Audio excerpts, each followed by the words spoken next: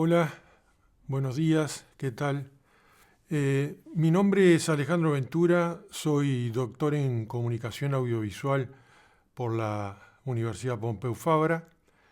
Me correspondía a mí hacer la ponencia inaugural de este seminario internacional, cuyo título es La transición joven-adulto en contextos de cambios políticos radicales.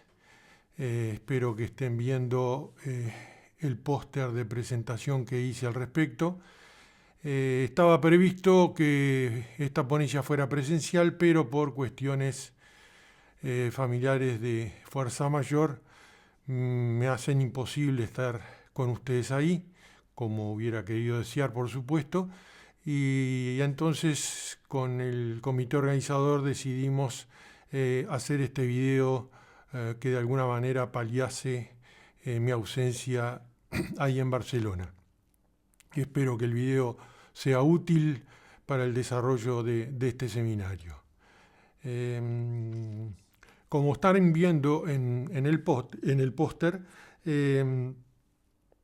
yo voy a trabajar con una película de Theo Angelopoulos, que es Los Cazadores, del año 1977.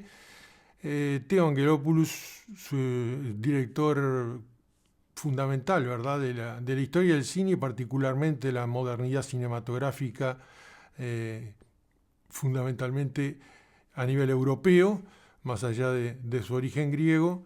Es un director que tiene un universo muy personal que obviamente vamos a ver algunas cosas del mismo, puesto que el foco, digamos, de la ponencia está en el tema ese de la transición joven-adulto.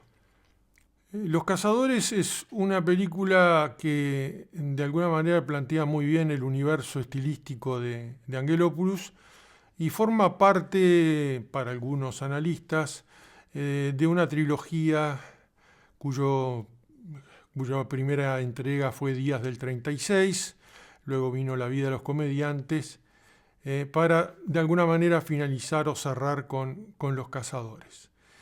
Una de las características fundamentales del cine de Angelopoulos que nos interesa destacar hoy es el tema de la compresión espacio-temporal, ¿verdad? Ese viaje al pasado y del pasado al presente sin, digamos, un corte abrupto, siendo que se hace muchas veces con paneos, con travelings, eventualmente con cortes, pero como que no hay una línea de continuidad histórica que venga del pasado al presente. De esa forma lo que hace Angelopoulos es interpelar a través de sus personajes todo lo que es la historia contemporánea o la historia del siglo XX, más específicamente de Grecia. El argumento de Los Cazadores es muy conocido, ¿verdad? Para los que no vieron la película, se trata de un conjunto de cazadores de alto poder adquisitivo, burgueses, que están hospedados en un hotel en una isla y que cuando están en plena cacería encuentran el cadáver de un joven partisano, de un joven guerrillero que supuestamente ha muerto luego de la guerra civil en Grecia, posterior a la ocupación alemana de Grecia. Lo interesante es que el cadáver tiene sangre fresca, ¿verdad?, como que recién hubiese muerto, cuando en realidad murió en 1949. Ahí ya esta primer secuencia inicial del encuentro de los cazadores con el cadáver ya nos está mostrando esta compresión espacio-temporal, y toda la película va a ser continuamente un ida y vuelta con el pasado y el presente de Grecia. En esta película, Los Cazadores, particularmente entre justamente el final de la Guerra Civil en 1949 hasta el año 1977, que es el tiempo en el que está filmando Angelopoulos y en el que se supone que la historia está anclada en ese tiempo presente. Estos cazadores que están pernoctando en el hotel justamente están esperando la llegada del año nuevo 1977, y ese es el tiempo presente desde el cual Angelopoulos arranca hacia esa ida y vuelta con el pasado. Esta película Angelopoulos está inspirada en varias películas importantes de la historia del cine, entre ellas La regla del juego, de Jean Renoir, El ángel exterminador, de Luis Buñuel, y a su vez también de películas españolas, ¿verdad? La casa de Saura, podemos nombrarla, El espíritu de la colmena, de Erice. Respecto al foco de la ponencia, que es esta transición del joven al adulto, tengo que decir que es un tema que he trabajado durante mucho tiempo, es uno de los ejes de mi tesis doctoral, transformada en libro, la cual están viendo en pantalla, y me gustaría leer justamente del epílogo la parte o la cuestión referida a ello. Dice: en segundo lugar, se presentaba la cuestión sobre la transición al mundo adulto. En este punto, la dificultad que enfrentan todas las teorías sobre la juventud es cómo explicar las transformaciones en las actitudes y conductas de jóvenes que, tras haber protagonizado acciones de carácter rebelde o autodestructivo, al punto de llegar a representar un desafío para la reproducción sistémica, luego se incorporan y aceptan jugar su papel en esta reproducción, adoptando actitudes y conductas adultas que se ubican en las antípodas de aquellas. Obviamente que sigue este segundo punto del epílogo, pero creo que es suficiente para dejar claro el problema de la transición, ¿verdad? De ese pasaje de la rebeldía al conformismo y eventualmente a la autodestrucción. Eso tiene mucho que ver con Los cazadores, y ese es de alguna manera el criterio para haber seleccionado esta película y presentarla en el seminario.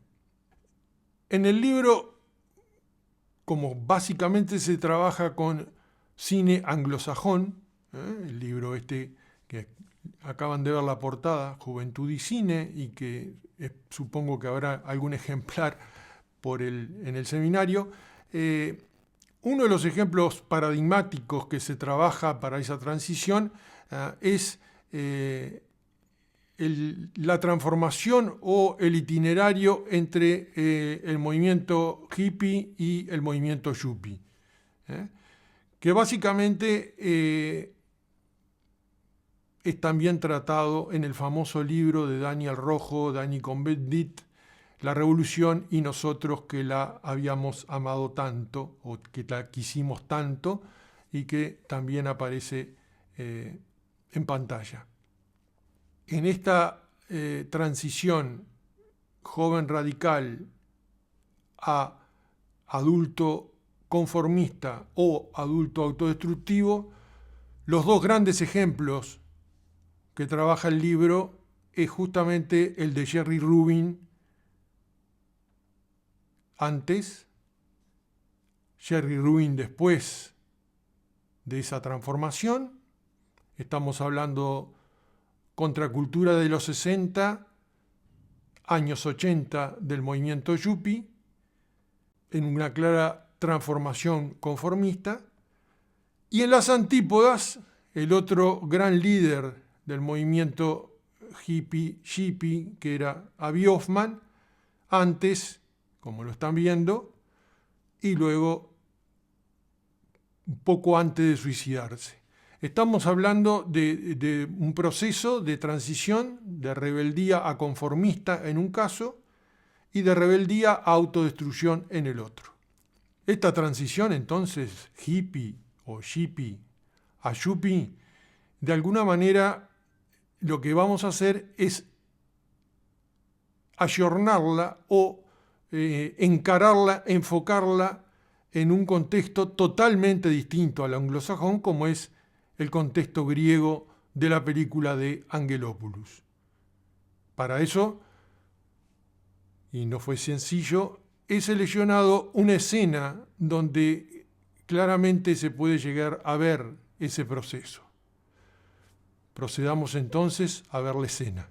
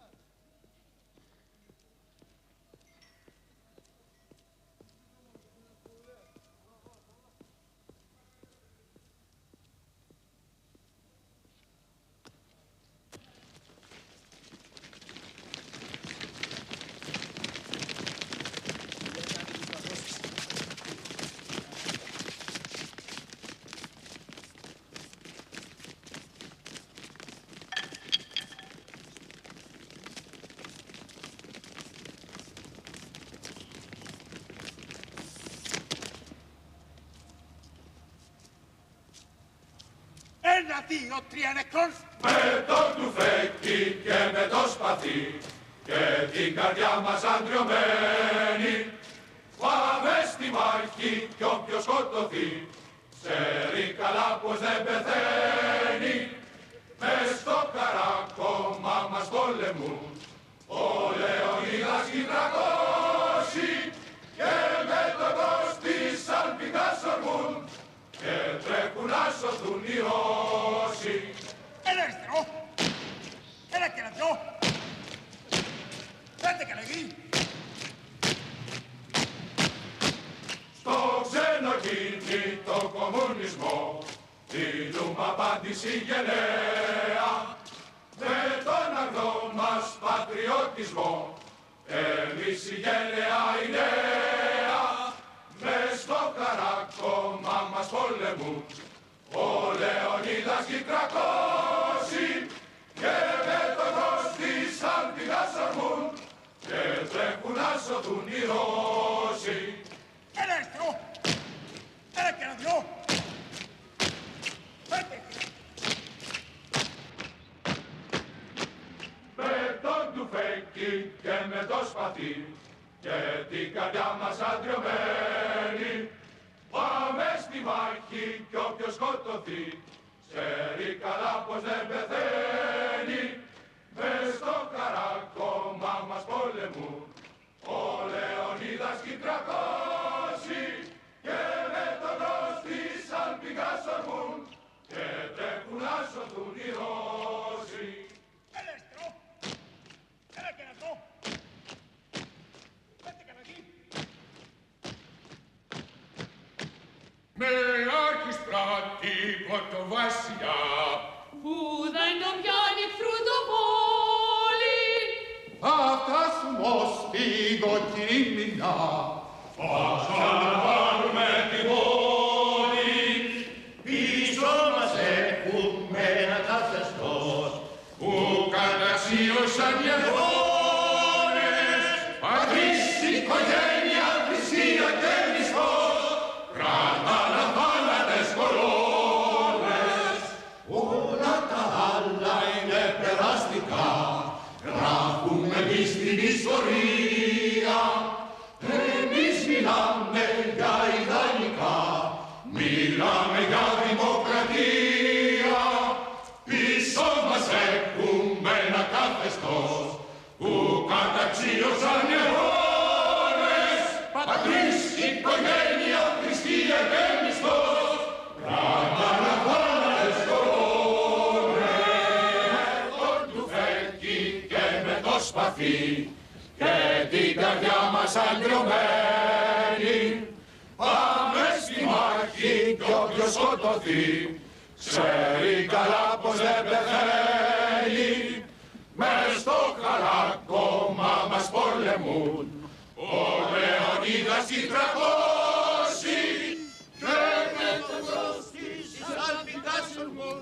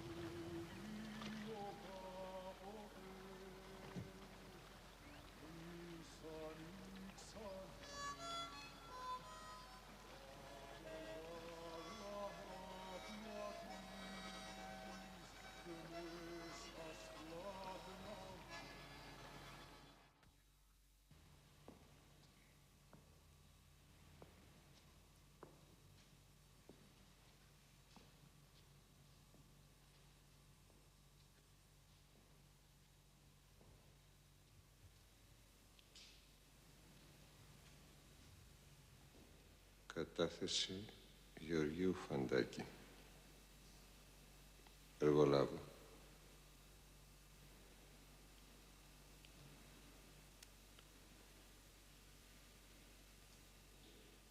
Εμείς που βγήκαμε έξω, κοιτάξαμε να μπαλώσουμε τη ζωή. Τίποτα άλλο. Εργολαβία, δουλειές.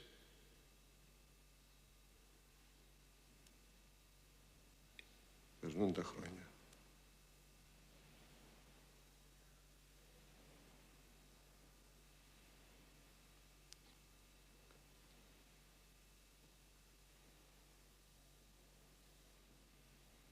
Πες μου.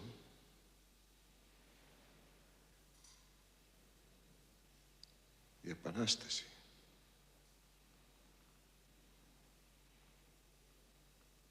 Πότε θα γίνει?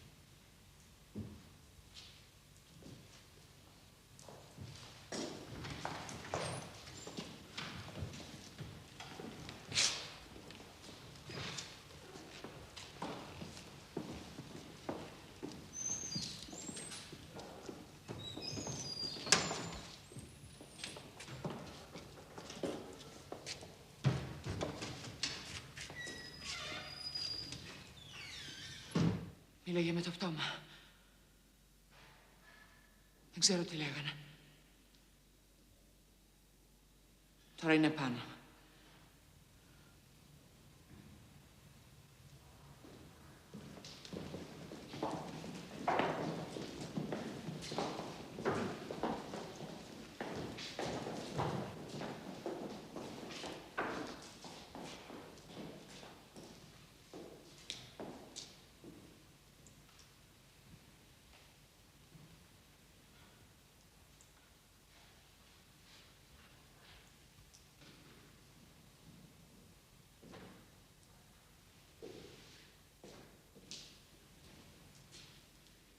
Τρελάθηκε. Μου φαίνεται ότι τραγουδάει.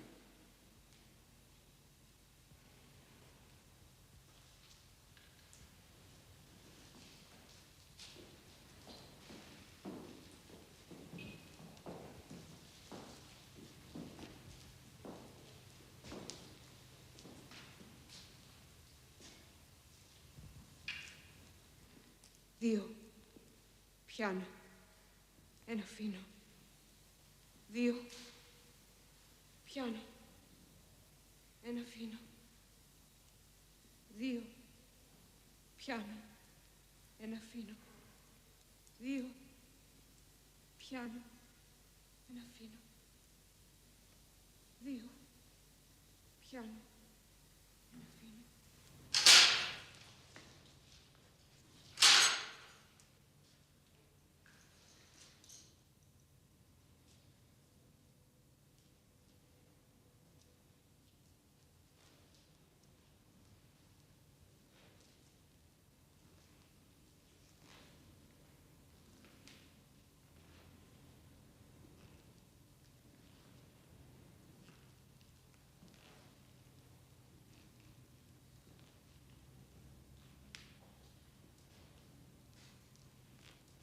Σάββα, τι πας να κάνεις? Δειλή. Τενεκέδες. Τυποτένι. Ολολόγια.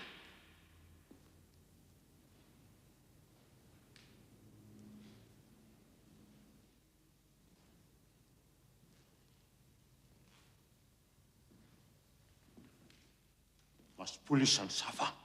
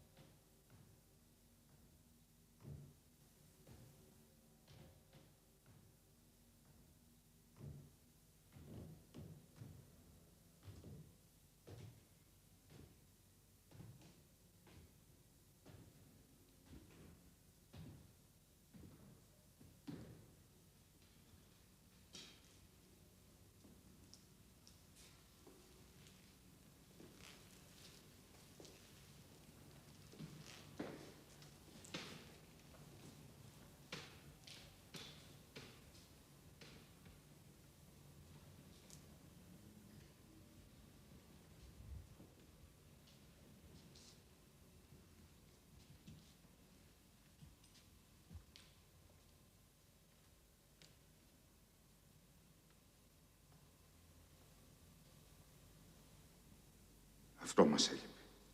Προς Θεού, όχι σκάνδαλα. Δεν συμφέρει σε κανένα. Περιμένω καλεσμένους! Ακούστε.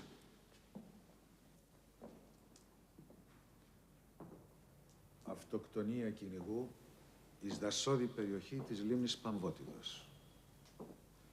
Ευρέθη σήμερον, δηλαδή αύριο, νεκρός ο Γεώργιος Φι, εργολάβος οικοδομών. Έφερε βαθύ τραύμα εις το στήθος από σφαίραν κυνηγητικού όπλου. Πιθανολογούμενα αίτια, νευρασθένεια ή οικονομικοί λόγοι.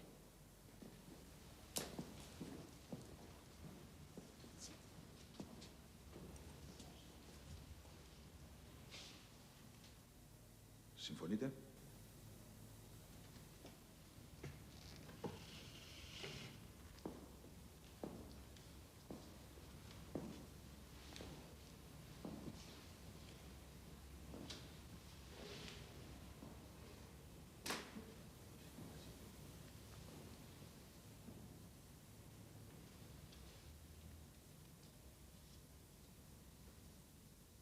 Περίεργο. Πραγματικά το αίμα είναι φρέσκο σαν ζωντανό.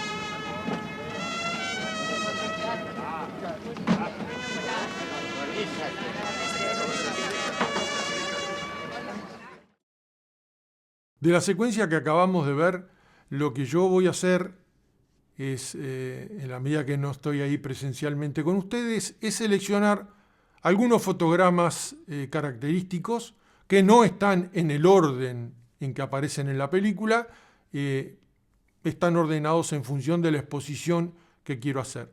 En primer lugar, lo que estamos viendo es el famoso momento del himno de Leonidas y los 300, que ancla con toda la mística y la historia griega de sus comienzos, y que claramente tiene una connotación patriótica en esa actualidad. En esa condensación espacio-temporal que realiza Angelopoulos, este es el momento del golpe de los coroneles en el año 67. Y justamente Angelopoulos lo recrea a través de esta represión inicial que veíamos en la escena y luego este desfile militar en la plaza de noche, hasta que la plaza de alguna manera queda vacía y nos está indicando que esa represión previa al golpe de los coroneles efectivamente se ha concretado. Esta primera escena o estos dos primeros fotogramas de la secuencia están mostrándonos a un tipo de joven, ¿verdad? Claramente con una connotación patriótica, cuasi fascista, y que son de alguna manera el sostén del sistema y del orden, y que promueven y consolidan ese golpe militar del año 67.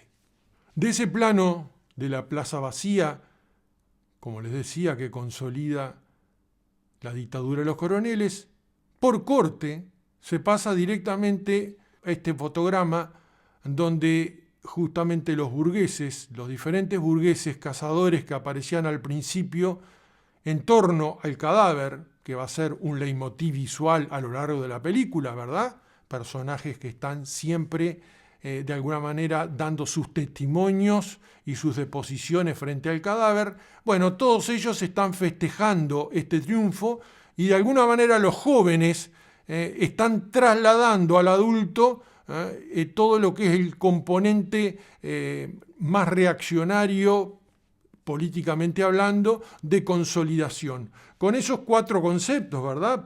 Patria, familia, religión y salario, que son de alguna manera los pilares del orden capitalista que estos jóvenes han contribuido a consolidar. En la escena también vemos la famosa imagen, que es a esta altura una imagen icónica de la historia del cine, de las barcazas con las banderas rojas izadas, como una alegoría de la derrota del comunismo y de la guerrilla revolucionaria luego de la guerra civil en 1949.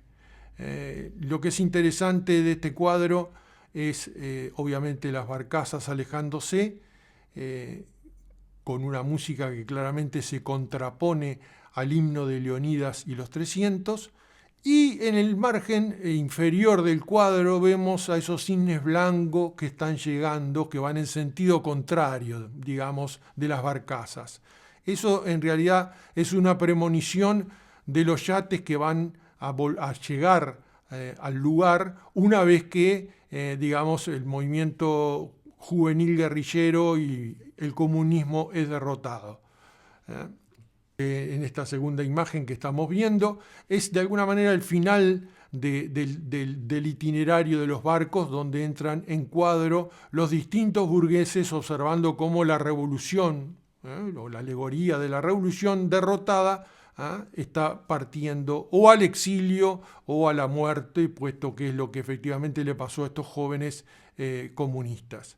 En este nuevo fotograma lo que vemos, que es en otro momento obviamente de la secuencia que acabamos de ver, es la llegada de un gran yate, como sinónimo de la opulencia de la burguesía, y que de alguna manera está funcionando como concreción de ese preludio que significaban los cisnes blancos que nadaban en sentido contrario a las barcazas rojas. Y de esta manera estamos llegando al centro neurálgico entonces de nuestra ponencia, dentro de esa transición joven-adulto, que es el personaje del excomunista Giorgio Fantakis, que aparece en esta imagen que estamos viendo en un momento anterior, que no está en la secuencia que acabamos de ver, sino que está en otro momento de la película. Estamos hablando de un personaje que perteneció a la guerrilla, que fue partisano, que estuvo, digamos, bajo la égida del Partido Comunista.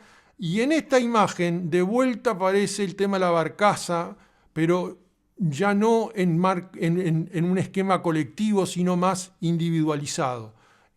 Nuestro personaje joven está dialogando con un líder comunista que se aleja justamente cantando la Internacional y de alguna manera está construyendo el comienzo de la transición conformista de nuestro personaje. Entonces fíjense en cómo el tema de la barcaza en esta película cobra tantas lecturas, tanta relevancia y tantas modalidades diferentes. En este nuevo fotograma ya ha partido el líder comunista y ha quedado nuestro personaje o nuestro protagonista, que es uno de los cazadores, por supuesto, solo en el lago con la barcaza, o en la barcaza mejor. Y como les decía, esta escena de la separación de los dos comunistas, de un líder comunista que luego va a ser asesinado, y de nuestro protagonista, o uno de nuestros protagonistas cazadores, que se va a transformar en un burgués, siendo que cuando era joven había participado, como les decía, en la guerrilla. Luego de ese fotograma, que como les decía está en otra parte de la película, no en la secuencia que acabamos de ver, volvemos a la secuencia y nos quedamos con nuestro personaje solo frente al cadáver. Esto es un hecho clave y sustantivo en la película en términos de nuestra ponencia, ¿verdad? Como yo les decía, la presencia del cadáver en el hotel es un leitmotiv visual y siempre el cadáver está rodeado por personajes, a veces muchísimos personajes, a veces menos, pero siempre hay alguien a su alrededor dando su testimonio en un formato como si fuese un jurado también en varios momentos. El único momento que el cadáver está solo, en realidad está fuera de campo porque está detrás del telón del hotel o de esa pequeña antesala que tiene el hotel para hacer las fiestas. Si no, el cadáver siempre está rodeado y por eso funciona como un espejo interlocutor de todos los personajes. En este momento es el único momento que el cadáver se queda a solas con nuestro excomunista, hoy un burgués que claramente está testimoniando su fragilidad, su inestabilidad emocional por la decisión que ha tomado. Es claramente un momento muy potente de la película, donde nos muestra, por un lado, alguien que nunca transó, y es el cadáver, ¿verdad? Pero por otro lado está este personaje que ha tenido una transformación o una mutación adaptándose al orden capitalista. Posteriormente al testimonio de nuestro excomunista, hoy un burgués adaptado, como decíamos, después de este testimonio, el personaje sale de campo y es asesinado por el dueño encargado del hotel.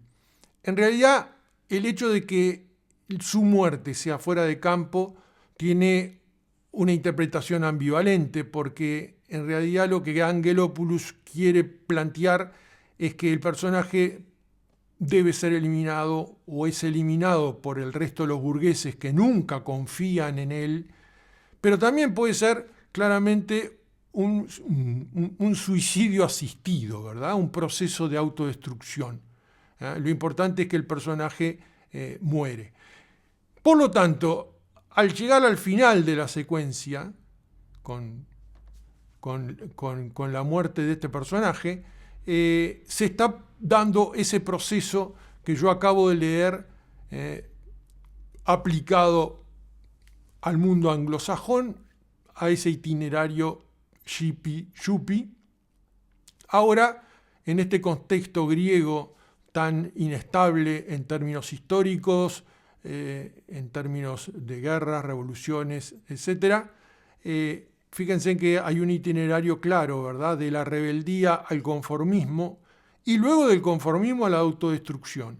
Es como que este personaje de Giorgio Fantakis condensa en un solo personaje las dos figuras que vimos, la de Jerry Rubin y la de Avi Hoffman. La del empresario pragmático, que es el caso de Jerry Rubin, y la de el sujeto autodestructivo que no quiere adaptarse a las nuevas reglas, que quiere permanecer rebelde eternamente y no tiene otra salida que la autodestrucción. Fíjense en que hay una analogía clara, a mi modo de ver, entre este universo anglosajón o este itinerario joven adulto del mundo anglosajón representado por estos personajes y el de los cazadores de Angelopoulos. Para finalizar, quisiera dejar planteada una serie de interrogantes y de alguna manera una constatación, ¿verdad?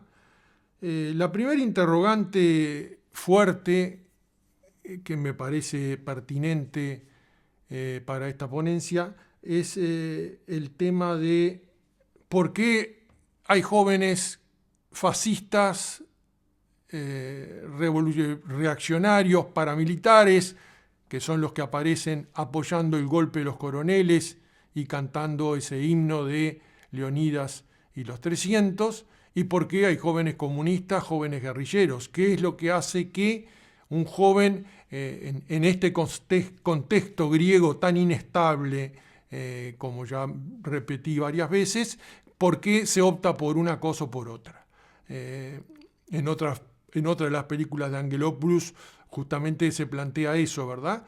O se registra eso cuando una madre va a recoger los cadáveres de sus dos hijos, y uno es de un bando y el otro es del bando contrario.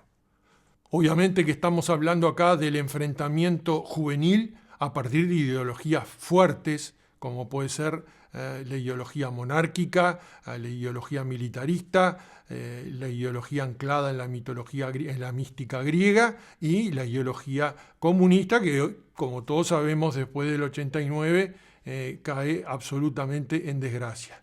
Eso podría trasladarse al universo de hoy, no solo de Grecia y no solo de Europa, pero sí particularmente de Europa, y es cómo se producen hoy las adscripciones juveniles y cómo se puede conectar esto con el fenómeno de las bandas juveniles, sin estas ideologías tan fuertes. Bueno, eso es una interrogante que me parece pertinente dejar planteada. La segunda interrogante interesante tiene que ver con por qué hay algunos jóvenes guerrilleros, revolucionarios, comunistas o no, que se adaptan al orden burgués una vez que se hacen adultos, y hay otros que no, y el único camino que les termina quedando es la autodestrucción. No necesariamente puede haber una situación de testimonialismo, ¿verdad? Una especie de muerte en vida manteniendo los valores que se pregonaban en la juventud. Obviamente que la autodestrucción, la muerte, es un camino mucho más definido en cuanto a no transar con ese proceso de adaptación al nuevo orden. Y una tercera interrogante y constatación, si se quiere, tiene que ver con la pregunta de ¿qué hubiera pasado si el joven guerrillero, cuyo cadáver es el que interpela al conjunto de los cazadores, no hubiese muerto? O sea, si no hubiésemos tenido Cadáver, obviamente que la película sería otra, sin duda ninguna, y perdería en buena parte su sentido. Pero la pregunta que surge es esa, ¿verdad? ¿Qué pasaría o qué hubiera pasado si ese joven no hubiera muerto? ¿Se hubiera transformado como el personaje de Georgios en un burgués adaptado? ¿O se hubiera transformado en un joven autodestructivo, como también de alguna manera podemos hacer la lectura de Georgios? Bueno, ese es un interrogante clave que queda planteada y que de alguna manera tiene un alcance universal, ¿verdad? Y por eso lo de la constatación, porque claramente podemos trazar una analogía con el itinerario de este joven exguerrillero con la figura del Che Guevara, tal cual lo estamos viendo en la imagen, donde ese cadáver sobre una mesa claramente remite a la iconografía o al imaginario de la película de Angelopoulos. Por lo tanto, la interrogante se amplía a una figura icónica de la revolución del siglo XX en cuanto a qué hubiera pasado si no hubieran asesinado al Che Guevara en el año 1967. Son preguntas que me parecen pertinentes, que tienen que ver con esta transición de joven adulto y que las dejo planteada y que espero que, como les decía al principio, enriquezcan este seminario y puedan abrir algunas compuertas para poder reflexionar y discutir a propósito de este tema de la juventud en periodos de transición.